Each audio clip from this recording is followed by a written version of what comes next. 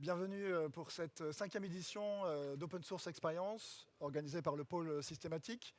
Une édition qui sera placée, vous le savez, sous le thème central de l'autonomie stratégique de l'Europe. Une édition riche en événements, 130 conférences. Vous allez pouvoir écouter 145 intervenants différents sur 6 thématiques différentes.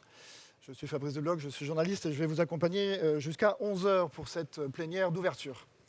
Welcome. The main theme of this trade show is Europe's strategic autonomy.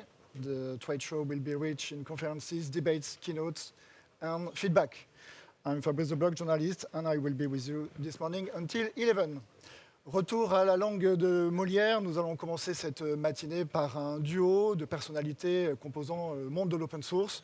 J'ai le plaisir d'appeler Pierre Baudracco et Ludovic Dubost. Je les invite à me rejoindre.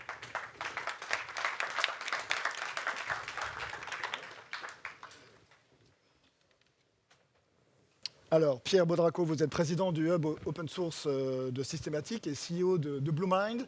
Ludovic Dubost, vous êtes président du comité de programme du Salon et PDG de XWiki. Je vais commencer avec vous, Pierre. Quelques mots peut-être sur le pôle systématique et les raisons qui vous ont poussé à organiser cet événement. Très bien, merci Fabrice. Donc, bienvenue à tout le monde, bienvenue dans cette nouvelle édition d'Open Source Experience, édition 2025, que nous sommes heureux de co-organiser cette année encore avec les équipes d'Infopro Digital. Bon, vous remarquerez que depuis le début de mon long discours, je n'ai pas encore prononcé le mot IA, mais c'est parce qu'une autre thématique, un autre sujet prend de l'ampleur d'année en année. Tu l'as dit, l'autonomie stratégique, notamment depuis 2025 avec tout le contexte géopolitique, ce qui se passe aux États-Unis, Trump, au l'est de l'Europe avec l'agression de la Russie, etc., où le terme et la notion de souveraineté prend de plus en plus d'importance et son sens. Alors la souveraineté, c'est un terme pas forcément toujours simple à définir, qui a plusieurs facettes. Au début, on parlait beaucoup de « Ah, mais où sont mes données ?» l'hébergement des données. Aujourd'hui, la souveraineté, ça va bien plus loin que ça, puisqu'on parle d'indépendance technologique. Donc, il faut voir toute la chaîne, qui a les infras, à quel pays ça appartient, qui opère, d'où viennent les solutions qui tournent sur ces infras, etc.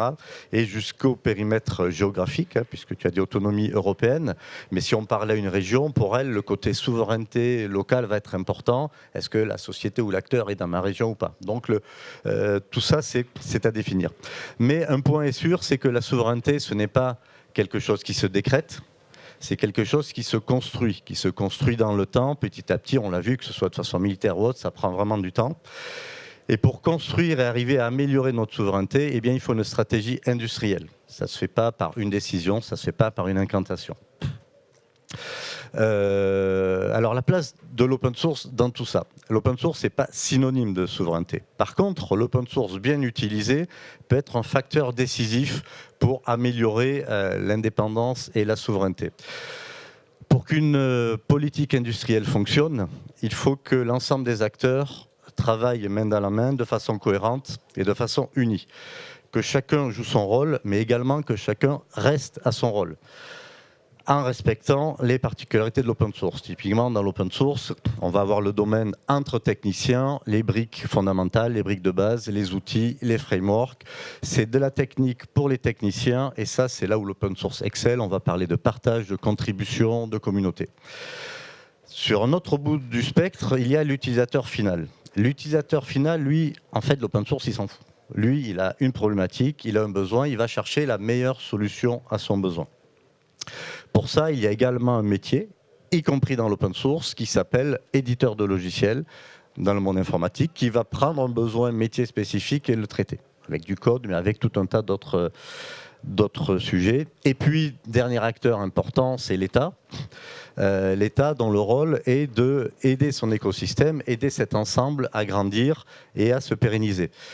Donc, aider au support des briques élémentaires, aux composants clés qui ne pourraient ne pas avoir de support suffisant ou qui pourraient être des problèmes de résilience ou de pérennité, ça peut exister dans l'open source, mais également aider toute la filière économique, donc les éditeurs, les sociétés qui mettent en œuvre les solutions aux intégrateurs, par de l'achat Donc acheter les solutions qui sont faites par les sociétés.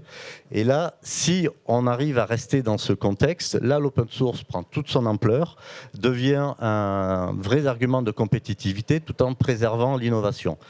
Et du coup, ceci peut intéresser le monde numérique évidemment, mais également tout un tas d'autres domaines, puisque le numérique aujourd'hui est partout.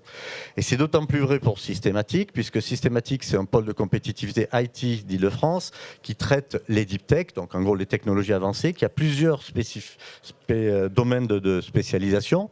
L'open source en est un, le hub open source, mais on va trouver également l'IA, le hub IA, le hub drone, le hub cyber, le hub digital infrastructure, advanced engineering, le quantique, etc.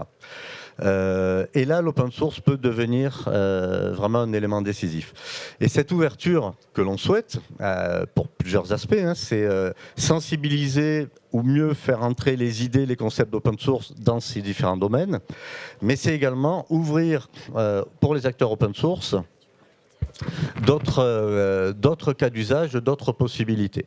Et Open Source Experience, cet événement, représente un peu tout ceci. C'est la grande messe où on réunit l'ensemble des acteurs de l'open source. Open Source Experience, tu l'as dit, aujourd'hui ça a 5 ans. Si on remonte avec les antécédents qui sont le Paris Open Source Summit et Solutions Linux, a aujourd'hui 25 ans. Des particularités, un village associatif qui caractérise bien le monde open source, plus de 100 sociétés, éditeurs, intégrateurs qui viennent parler, et puis notamment un beau village européen. Merci d'ailleurs Ludovic pour cette grande contribution. Et puis plus de 130 conférences, et là c'est là où je laisse la parole à Ludovic. Effectivement, Ludovic, vous avez piloté le comité de programme. Vous pouvez nous en dire un mot? Comment ça s'est passé? Oui, tout à fait. Alors déjà, il est très important de rappeler que le salon Systématique, le salon Open Source Experience est organisé par Systématique, est un salon communautaire organisé par les entreprises de la communauté. Et donc le comité de pilotage m'a choisi pour diriger ce programme. Et on a constitué un très beau comité de programme fait d'acteurs du secteur, venant d'entreprises, aussi de secteurs publics, mais tout type d'éditeurs, tout type d'acteurs de l'open source. Alors je veux déjà les remercier. On les affiche ici au-dessus. Et je veux aussi remercier Florence et Laetitia de Systématique qui nous ont absolument aidés et drivés et assuré qu'on tienne dans les clous pour organiser ce programme. Alors, on peut être vraiment fier de ce boulot. Alors moi, j'aimerais rappeler justement que l'open source, c'est pas que des contributions techniques.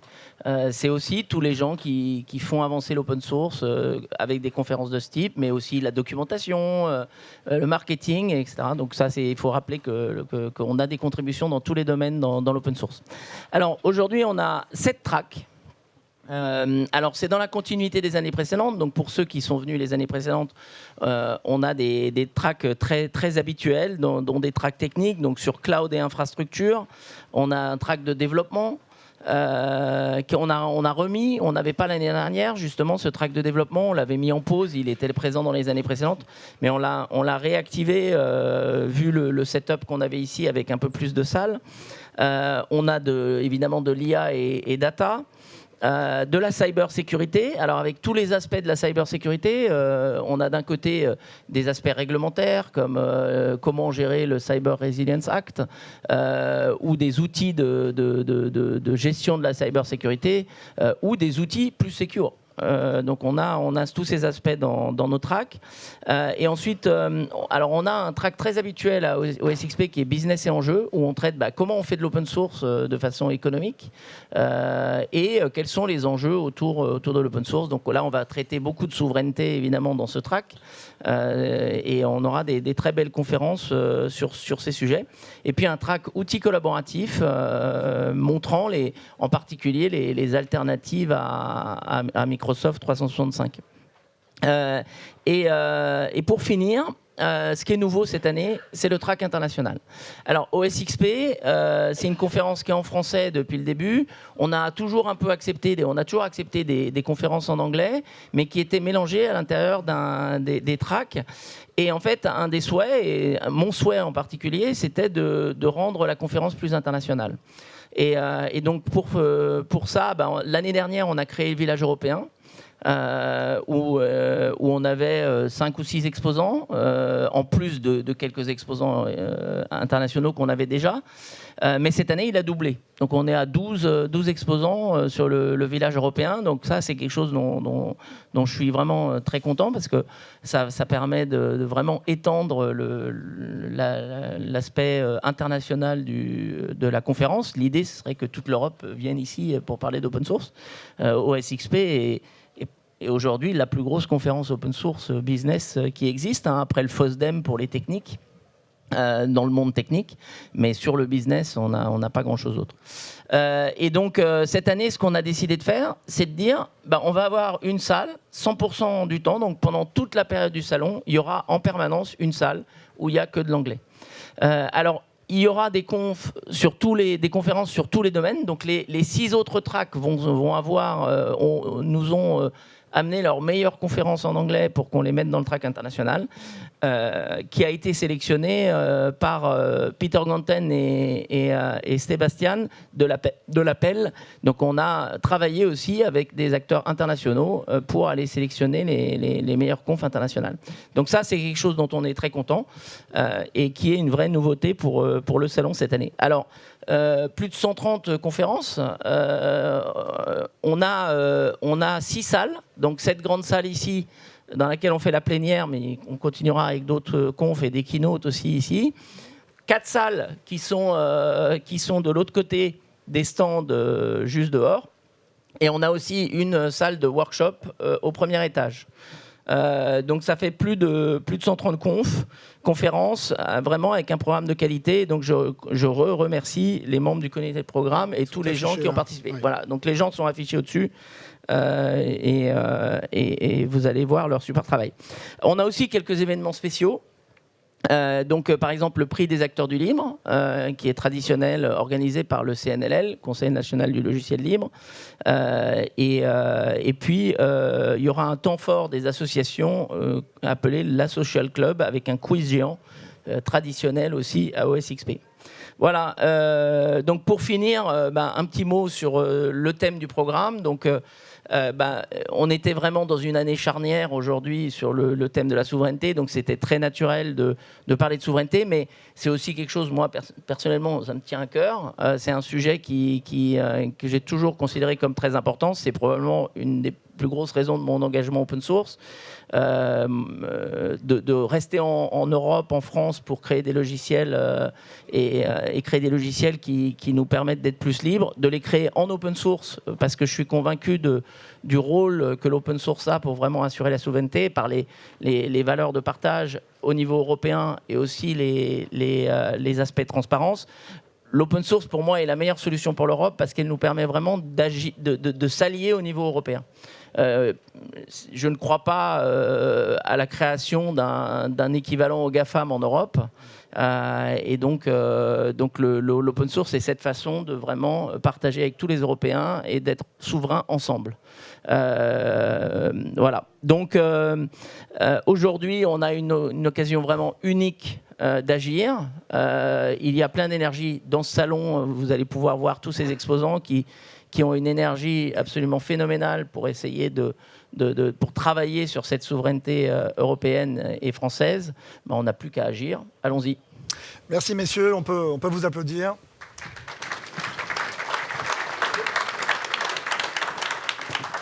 Et Ludovic, vous parliez effectivement d'internationalisation. On a aujourd'hui la première keynote en anglais avec Christina Caffarra. Christina, vous êtes chair d'Eurostack Industry Foundation, vous êtes expert économiste. If you want, you can take a micro as you want. Which one is better? Do these work? Okay. If these work, I prefer these. Okay, great. Good morning, everyone. Let me start with an apology. Of course, it is embarrassing for me to be here in front of you and speak English. It is really not a great state of affairs. I understand French. I'm Italian, but I do not speak French well enough, unfortunately, to be able to address you in French. That said, it is a privilege to be in Paris, to be in this group. France has been an absolute pioneer in the area of sovereignty, so I'm particularly pleased and proud to be able to talk to you. My message is essentially one of urgency and of the need to pierce the complacency that is holding us back. Urgency because we are in 2025, and it is shocking to think we are having these conversations right now. We should have had these conversations in 2015, in 2010. We are 10, 15 years late relative to where we should be.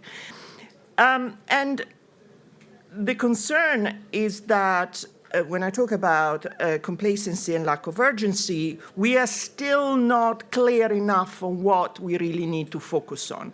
Let me rely on my own experience because that, in a way, is what motivates the positions I take. My own background, I've been described as an expert economist. I spent my career doing antitrust and, by extension, regulation. So I've been involved directly and personally in every single one of the fights that involved digital platforms in Europe, across Europe, by the Commission and the member states. I have been involved also in the US in the fight that started in 2019 against Google. There were various cases, antitrust cases, initiated, in fact, under Trump one, against Google, against Facebook, and then they developed against Amazon and Apple in Europe. Europe has been a pioneer pursuing antitrust cases directed at, indeed, Google. There have been 3 or 4, Facebook, Amazon, Apple, Microsoft. The result has been a fat 0. We have achieved nothing.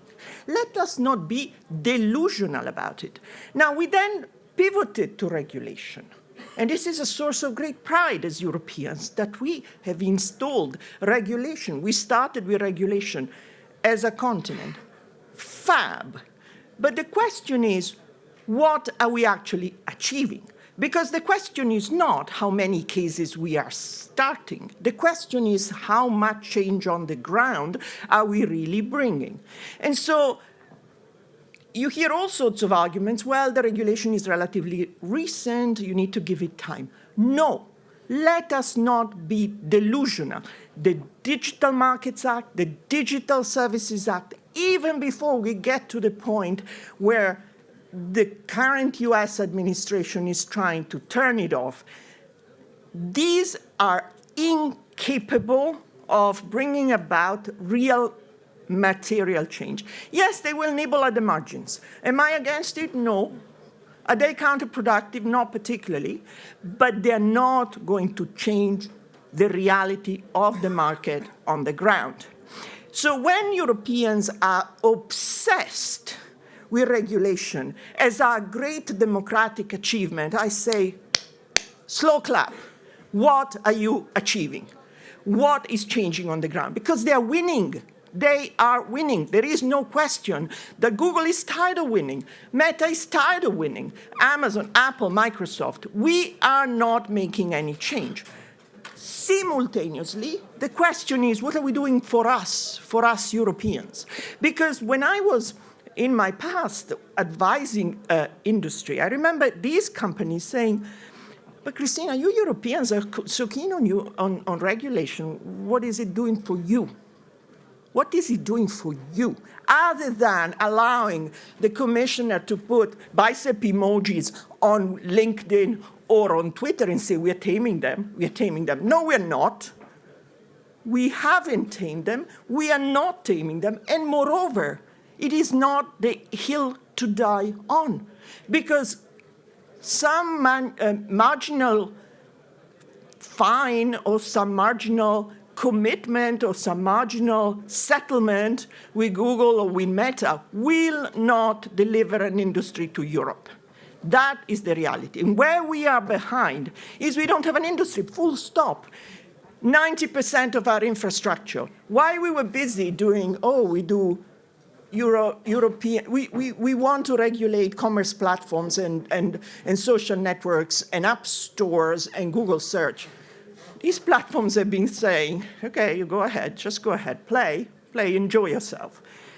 We were not building. What was the European alternative? There isn't one. 90% of the infrastructure, and I mean by that, cloud, software, connectivity, all of the things on which our digital experience rests are owned by non-Europeans.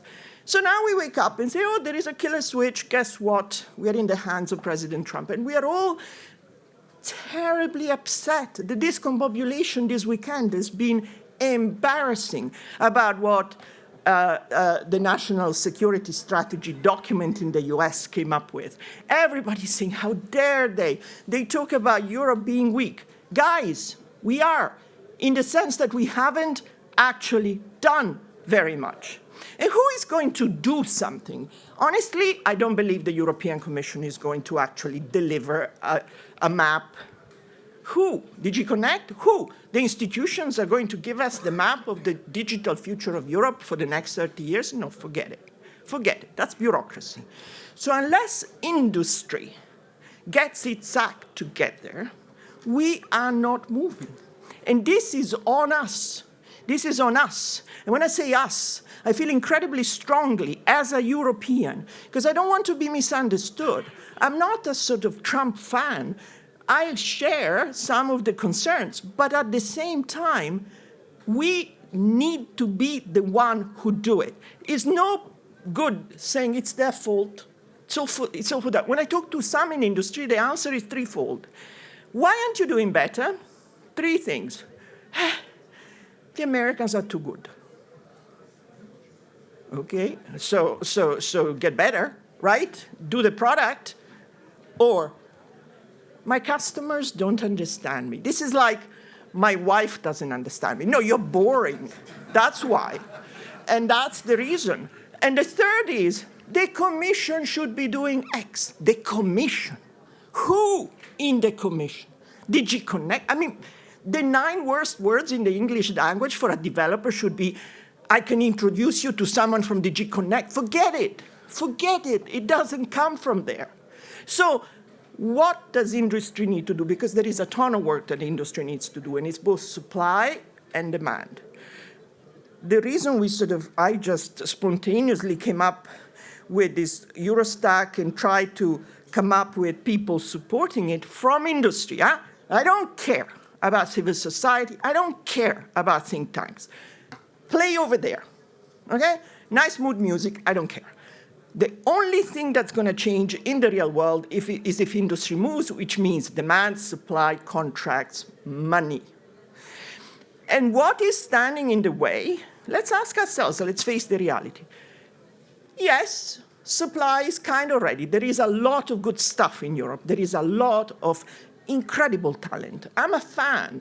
I mean, I'm proud to be European and see, looking around, going around, the kind of quality of the work and the products there are. On the other hand, it's not the final answer, because just to say, we have some stuff.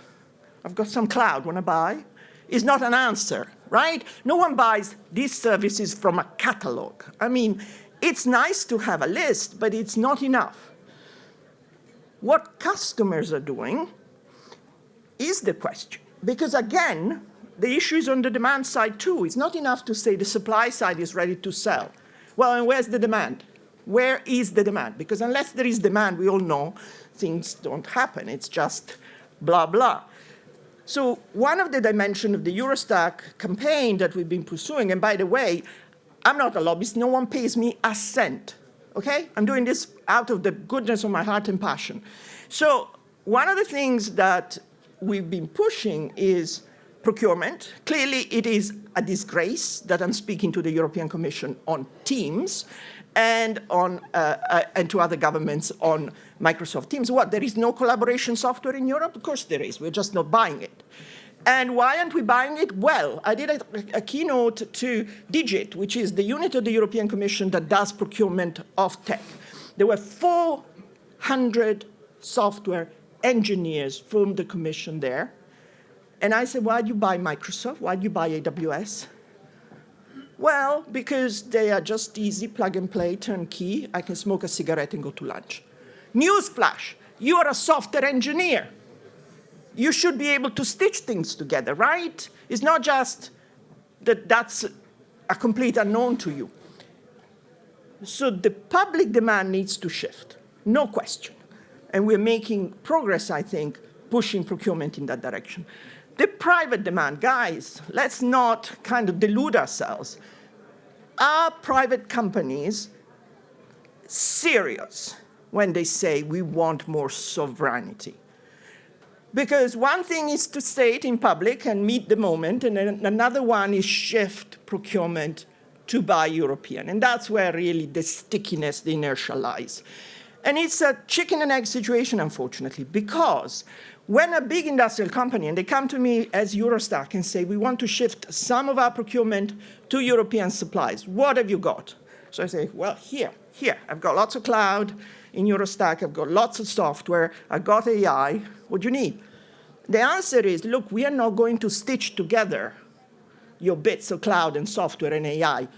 You, supply side, you industry need to bring me an integrated bundle. Because unless that is the case, I'm not going to do the job. I've got AWS.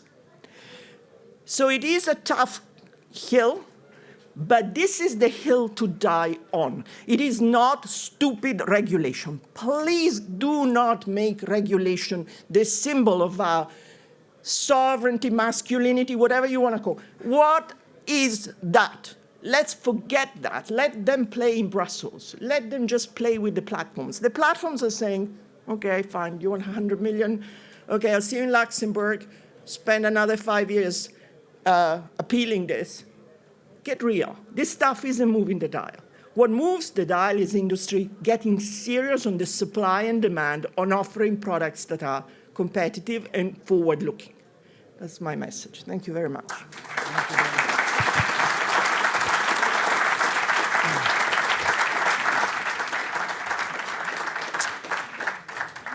Thank you very much, Christina. Maintenant, nous accueillons Stéphane Fermigier, qui est CEO d'Abilian, coprésident du CNLL, l'Union des entreprises du logiciel libre et du numérique ouvert, et de l'APEL, Association professionnelle européenne du logiciel libre, fondateur d'Eurostack Directory Project.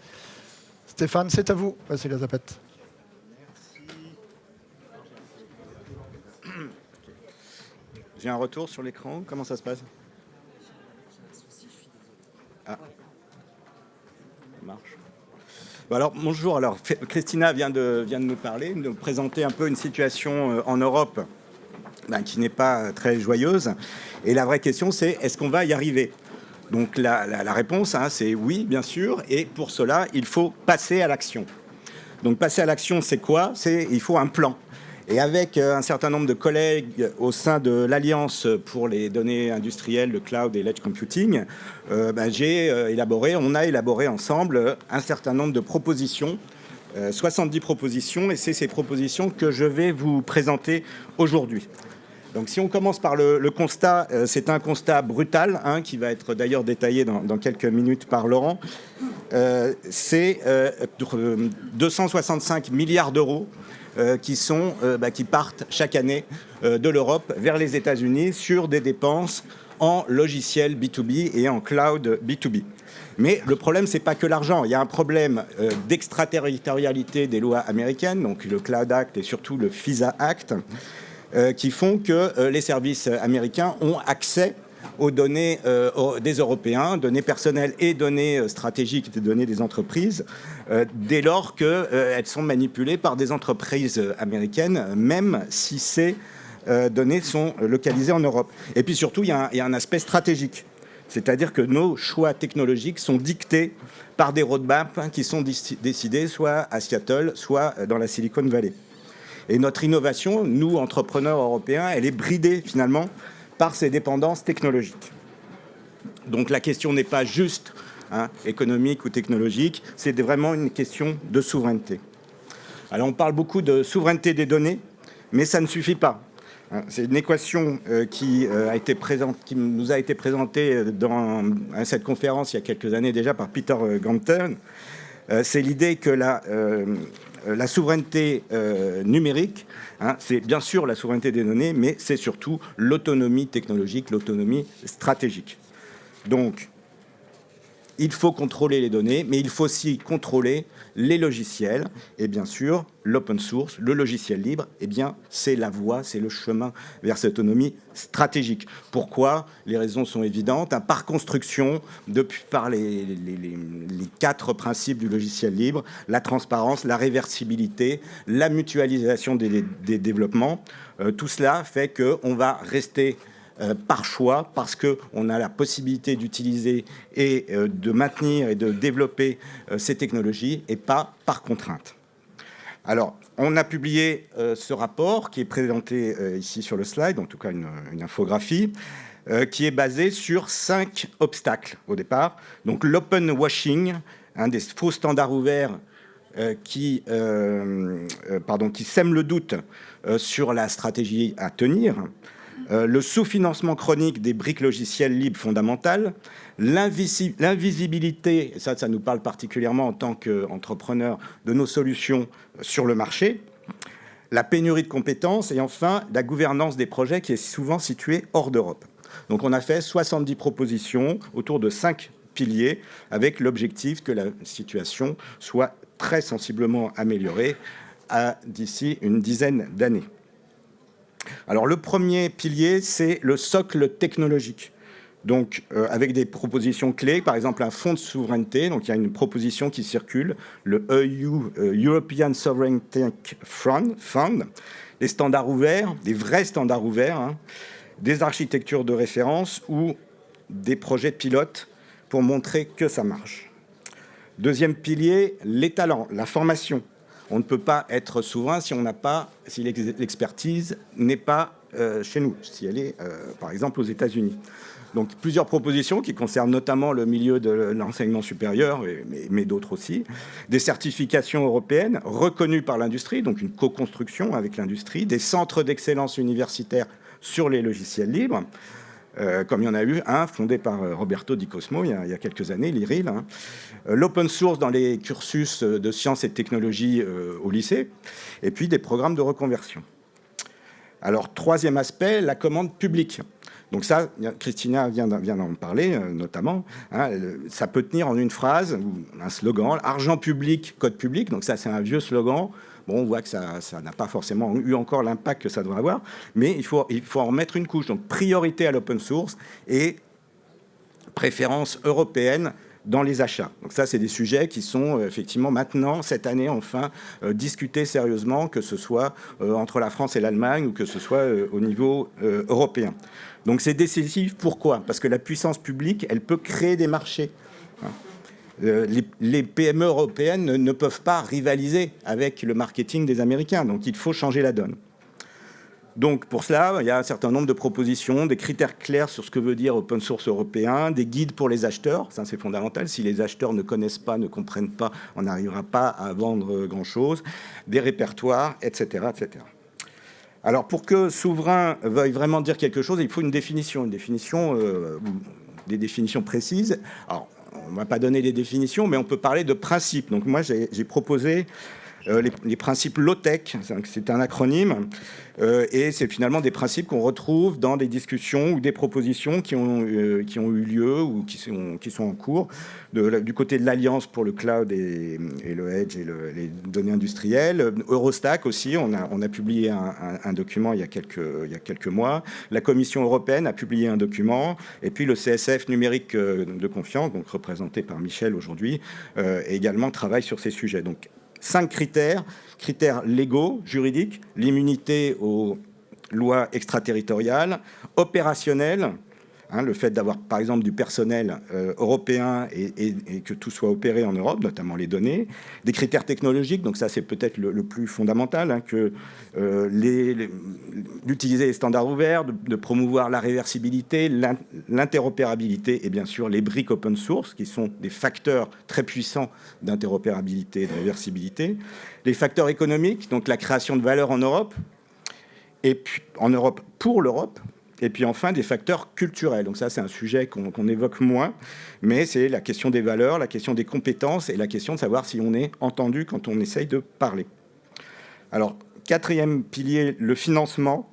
Donc parmi les propositions, il y a l'idée d'une plateforme d'investissement unique, un guichet unique. On sait que c'est assez compliqué de trouver des financements quand on veut être financé, forcément. Mais aussi un sujet autour du programme NGI, par exemple, qu'il va falloir prolonger. Le financement en cascade fonctionne, donc il faut des financements en cascade. Et puis, alors, on a évoqué l'idée d'un accélérateur européen ou d'accélérateur européen. Donc, moi, quand j'ai co-rédigé le document, j'avais en tête l'exemple de la banquise qui a été lancée par François Pellegrini et Jean-Christophe Fellino et puis Akinetic en général. Dans la région Nouvelle-Aquitaine. Bon, c'est pas assez connu ailleurs qu'en Nouvelle-Aquitaine, mais c'est clairement un exemple qui pourrait être généralisé et multiplié en Europe. Et puis le dernier point, c'est la marque open source européenne. Qu'est-ce que ça veut dire open source européen? Bon. Alors, cinquième pilier, la gouvernance. Donc l'Europe a énormément de contributeurs open source. Il faut le savoir, il y a plus de développeurs open source en Europe qu'aux États-Unis, par exemple. Mais bon, qu'est-ce que ça change? Non, l'influence, elle reste principalement localisée aux États-Unis. Donc il y a plusieurs propositions, notamment la création d'un conseil qui viendrait donner des recommandations aux autorités publiques, des financements à long terme, bien sûr, la participation. On encourageait évidemment la participation dans les fondations internationales, mais surtout avoir des fondations d'envergure en Europe. Alors, je vais finir par évoquer un sujet qui est un sujet d'actualité, c'est l'EDIC. Donc l'EDIC, c'est un objet qui n'est pas encore tout à fait identifié à 100%, mais en tout cas qui a été approuvé par la Commission européenne il y a 2 mois et qui peut représenter une première mise en œuvre concrète de ces idées. Donc c'est un consortium d'États, il y a 4 États à ma connaissance, la France, l'Allemagne, les Pays-Bas et l'Italie. Et d'après ce qu'on peut lire dans les déclarations publiques, il va y avoir du financement direct de développement et de maintenance de briques logicielles libres, un guichet unique pour des alternatives souveraines auprès des acheteurs publics et un accompagnement de ces acheteurs publics. Donc pour nous, ça peut avoir des bénéfices. Si c'est bien fait, un accès à la commande publique de ces 4 pays et éventuellement d'autres pays qui pourraient rejoindre bientôt l'initiative, passage à l'échelle pour les PME, la fin du verrouillage propriétaire et puis surtout la validation que l'open source est un facteur critique de souveraineté. On a pu le voir au sommet de Berlin il y a quelques semaines que l'open source était devenu un sujet, l'un des 6 sujets majeurs du sommet et donc l'un des sujets majeurs de la souveraineté numérique dans l'esprit des décideurs. Mais alors attention, pour que ça marche, il faut une répartition claire des rôles. L'EDIC, donc l'EDIC commun numérique, il doit aider à développer et à sécuriser des biens publics, des briques logicielles et des standards d'interopérabilité.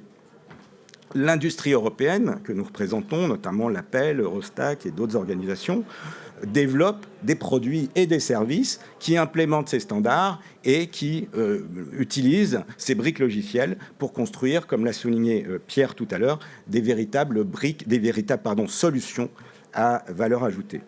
Donc l'idée, comme ça a été dit dans le communiqué de presse de la Commission par le représentant italien, c'est de créer des opportunités de marché pour les PME européennes.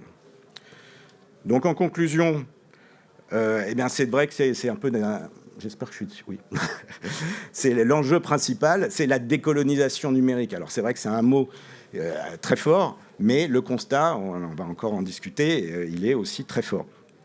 Et donc, quand on parle de décolonisation, il ne s'agit bien sûr pas d'être anti-américain, mais il s'agit d'avoir notre voix au chapitre, il s'agit d'avoir une capacité d'agir, il s'agit d'avoir une offre à opposer aux offres dominantes. Donc, quand on veut, bien sûr, l'open source, c'est de la collaboration. On veut être en mesure de collaborer avec nos partenaires, mais il faut collaborer entre égaux et donc avoir les moyens, avoir les outils pour cette collaboration. Donc l'open source, pour nous, n'est pas contre, bien sûr, la collaboration internationale. Ce n'est pas du tout comme ça qu'on va voir notre roadmap et notre stratégie, mais il en est la condition préalable. Donc la feuille de route existe. Les solutions, Christina l'a dit, les solutions existent. Les acteurs, on est là, on est nombreux ils existent. Ce qui manque, c'est la volonté politique. Alors, il y a des prémices, on a pu sentir quelques discours, mais maintenant, il va falloir voir dans les actes comment ça se traduit, et puis l'action collective de notre filière. Donc le rapport, moi je vous incite à le lire, à le consulter, et puis à rejoindre nos associations, le CNLL, l'Appel par exemple, l'Alliance pour les données industrielles, le cloud et le edge, qui a une 50aine de membres, et puis Eurostack, qui est donc un nouvel arrivant dans cet écosystème, mais qui a déjà plus de 300 supporters et qui a une vision claire et affirmée de ce qu'il faut faire pour la suite. Et je vous remercie. Merci Stéphane.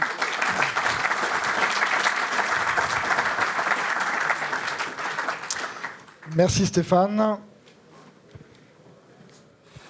J'ai le plaisir maintenant d'accueillir Laurent Tréluyer, directeur général délégué en charge des systèmes d'information de la CNAF, mais également administrateur du SIGREF. J'ai de retour ici ou pas? Vous avez la J'ai les slides qui sont oui, ici ou... Non. Non. C'est con là. Alors, je vais le faire comme ça. D'abord, merci de m'accueillir. On va laisser partir les gens.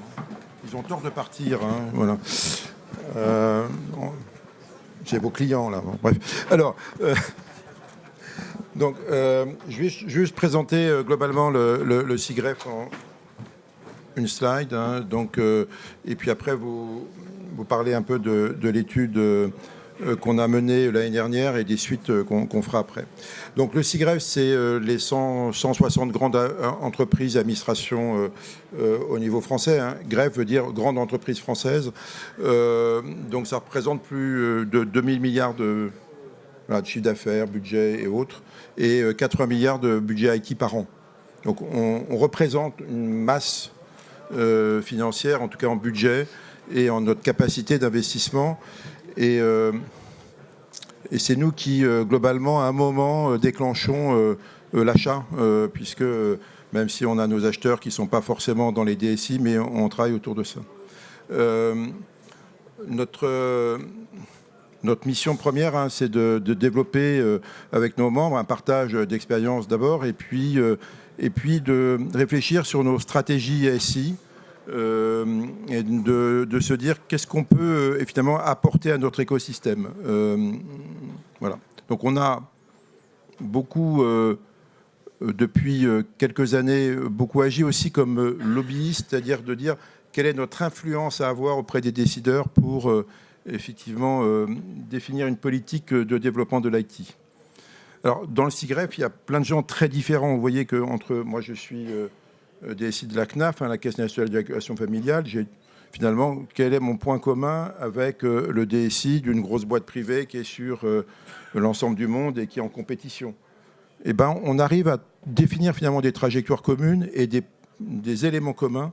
Et sur cette partie souveraineté, et on va plutôt aller maintenant sur la notion de résilience numérique, on a défini des projets communs et des stratégies communes. Et c'est ce qu'on a défini depuis quelques années.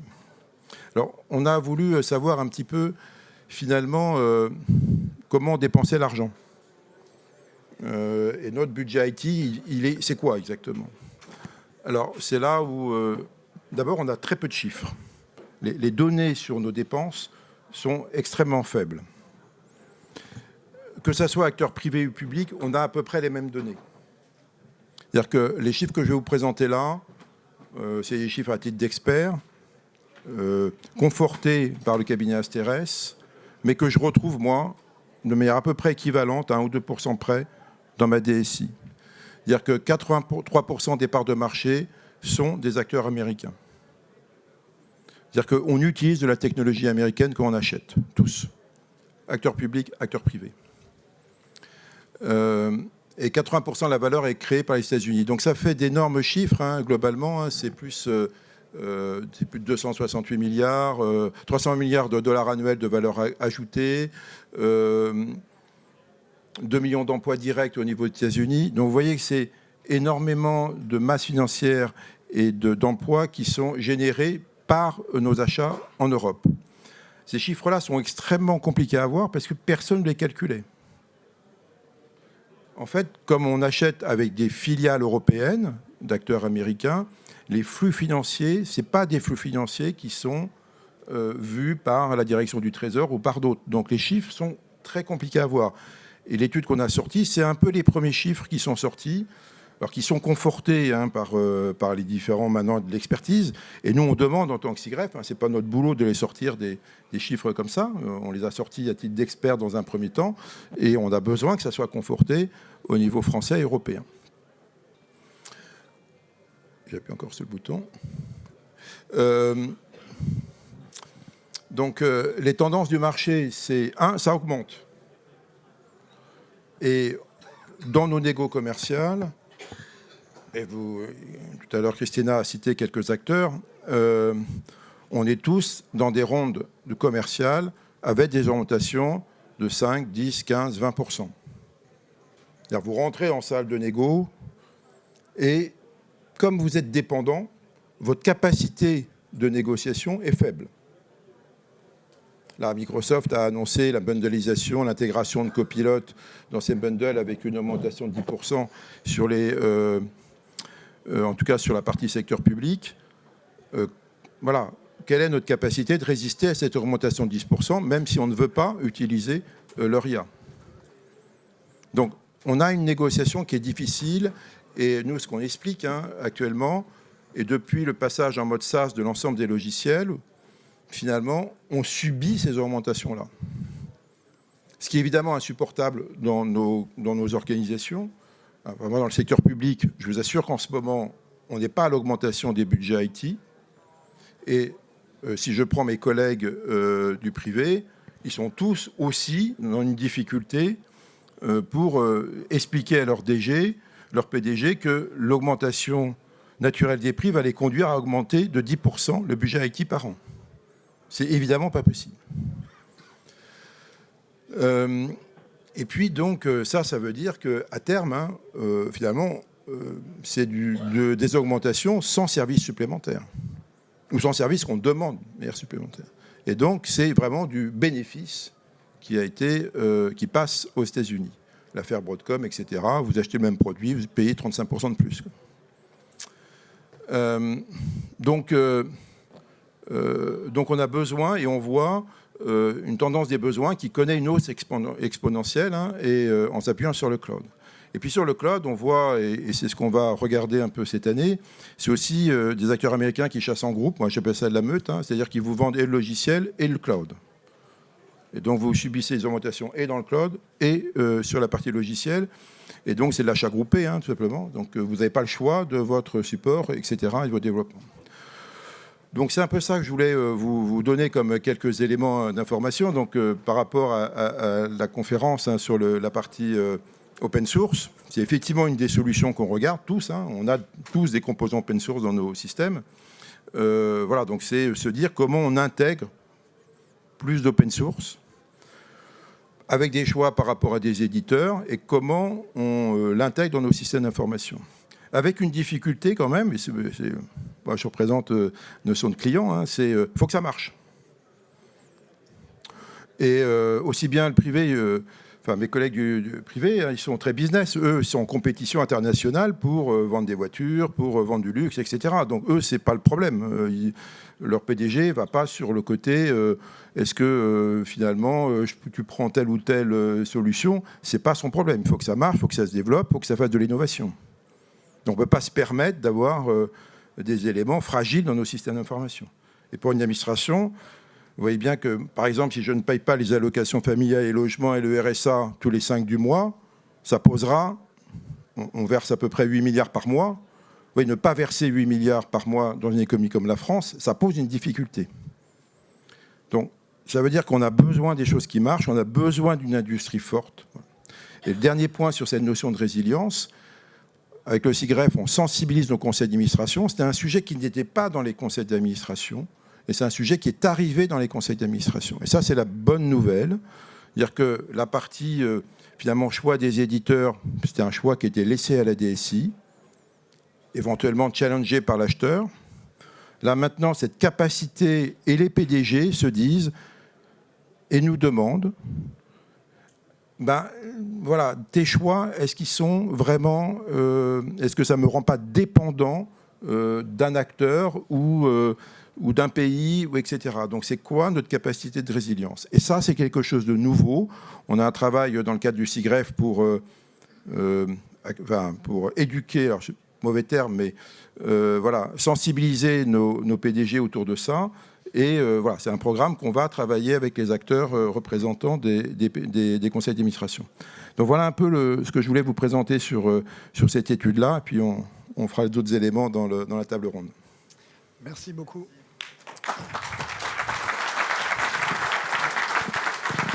J'ai oublié de parler de cette slide-là, pardon, hein, ça vous donne des chiffres et vous les aurez dans l'étude Asterès. Elle est disponible sur le site du SIGREF, allez la voir, elle est complète.